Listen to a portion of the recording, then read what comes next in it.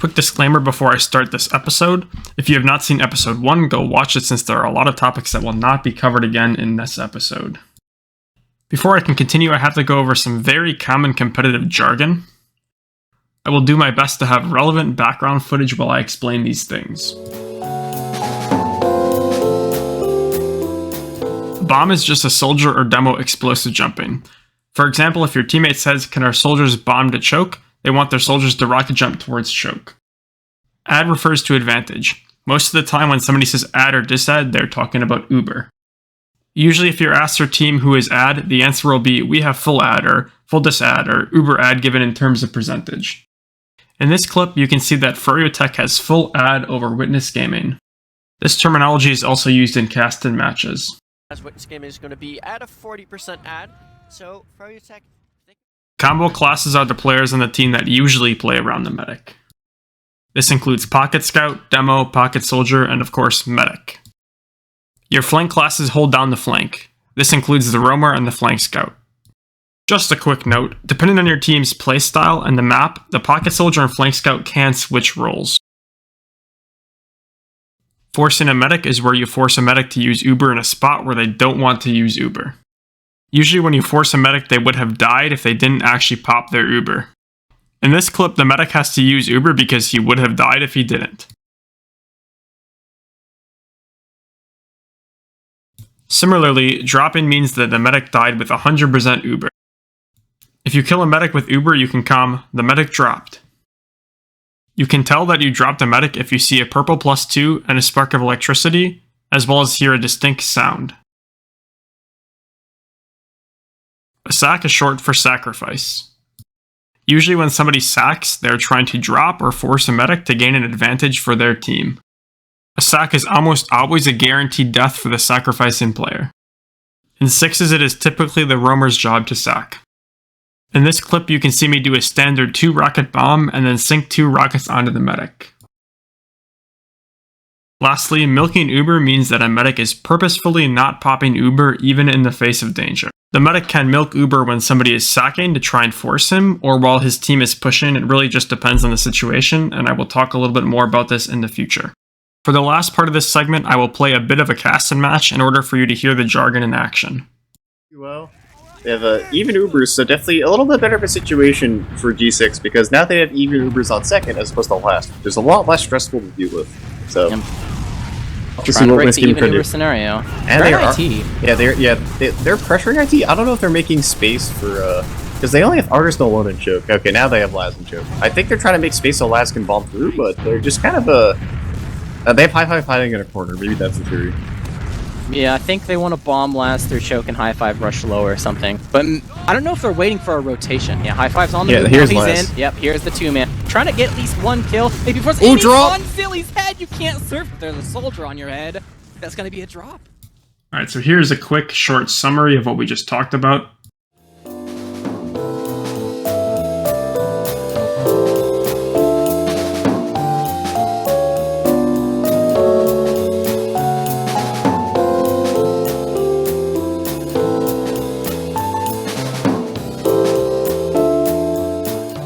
There is no exact set of rules for how to play 5CP. Your next move depends on many factors, such as map, numbers, Uber, team composition, team playstyle, etc. As you get better at 6s, you will find that Uber is the biggest factor when deciding what to do. And honestly, I really cannot overstate how important keeping track of Ubers is for your team. This is mostly your medic's job, but you can help them out by calling out when you killed the other team's medic. The faster your team learns to accurately track Ubers, the faster your team will be able to start learning what is the optimal play at the moment. Most of what I will be talking about later in this video is very dependent on accurately tracking Ubers. I will show a clip of an invite casted match where one team makes a mistake in counting Ubers. I really want you to notice how devastating it is for the team that made this mistake. Banny running behind again, like even though they didn't get that round, that bought them time to get Uber, so Witness looked like they want to go, but they lost their Uber head. I think they know it too. Maybe they, I don't know, maybe they just don't care. But they don't care. Oh, yeah, either don't care or don't know if it's going to be an offer. That's a good opening pick. And Artist though. No, he's not able to get out. Wasn't able to get Brand through the Slam door. behind too, might be going for a pinch here. Yeah, KK Actually, was he's just gonna go for behind. Mirror Man. Can he get this kill? He does not be able to get this kill. So Witness Gaming down 3, including their medic on this last, and all the players who were alive are all very hurt. And yeah, Habib sinks stickies on Ashe, and that's a 4-1. You could, okay, that was definitely not realizing the Uber situation, or at least I would want to confidently say that, because Witness Gaming was... So as you can see from this clip, keeping track of Ubers is very important. One of the huge mistakes new teams make is not keeping track of Ubers. Oftentimes, new teams will get punished for not knowing it's this ad, or maybe not knowing that it's ad and missing out on a good push. Another thing teams do is thinking that it's ad when it's not, and then pushing, but then they lose the push because they end up popping way earlier, kind of like what we saw in the clip. So basically, the big takeaway here is that your team really needs to keep track of Uber. I like to think of 5CP as a giant arm wrestling match. Just like in an arm wrestling match, you start off in the middle and you go back and forth until the other party has nowhere left to go. The reason I'm making this analogy is because it is important to understand that you only lose when you lose the last point. You and your team need to understand that you will oftentimes have to give up ground in order to avoid losing the round. For example, it is much better for your team to give up the midpoint if you have disad than it is for your team to commit to that fight, have all 6 of your players die, and allow for the other team to have full ad to push last. This is just one example, and we can talk about more of these scenarios later, but just understand that it is okay to give up ground.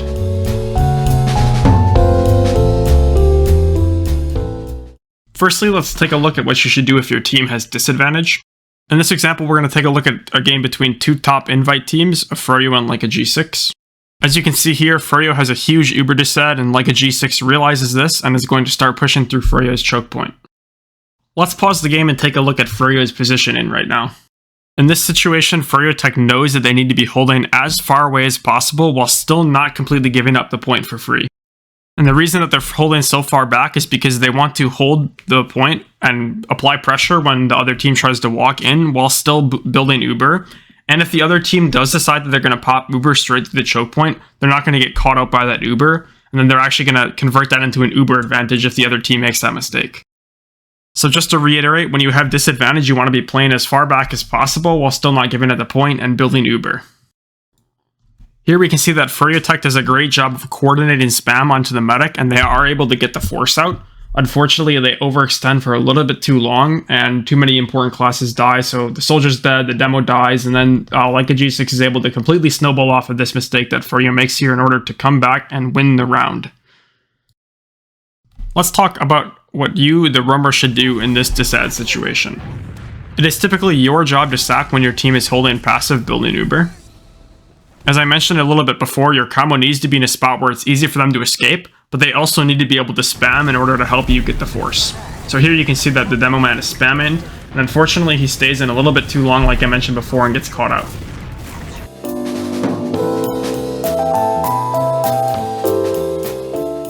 I would say there are about 3 different scenarios that can happen when your team has advantage. The first and ideal situation can happen with any significant amount of ad, that being about 30 or more. This push is really only possible if the other medic is standing close enough to your own. If the other team is playing far back like I mentioned before, it's not going to work. In this case, your combo should run the Uber straight at the other team and kill the medic and as many other players as possible. Taking 2 scouts in the Uber is usually the best for this type of push, but taking 1 scout in a demo or even just 1 scout is fine. Your team should avoid taking Ubers with more than 2 players in it or Ubers with no scouts.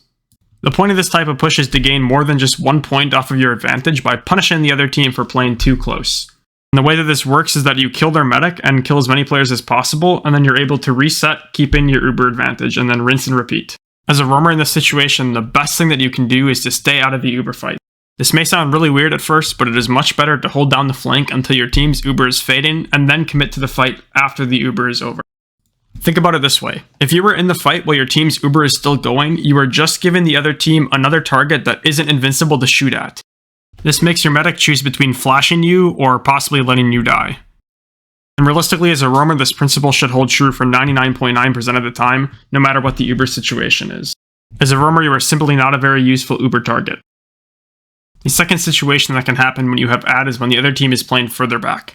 In this situation, it is best for your team to push and try to milk the Uber.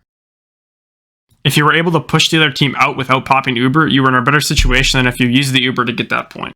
This is a pretty high risk, high reward play, and it is difficult to pull off successfully, and it requires a decent amount of coordination. A common strategy is for the main caller of your team to tell the soldiers to bomb into the point to create a distraction.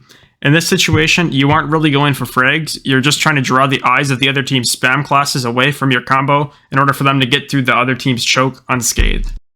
If you're able to draw eyes away from your team's combo while staying alive, you just made a ton of space for your team, and then your team has a much better chance to win this fight.